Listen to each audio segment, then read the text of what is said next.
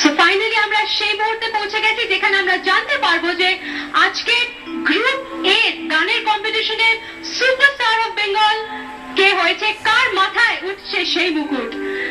শ্রেষ্ঠা শ্রেষ্ঠা Das.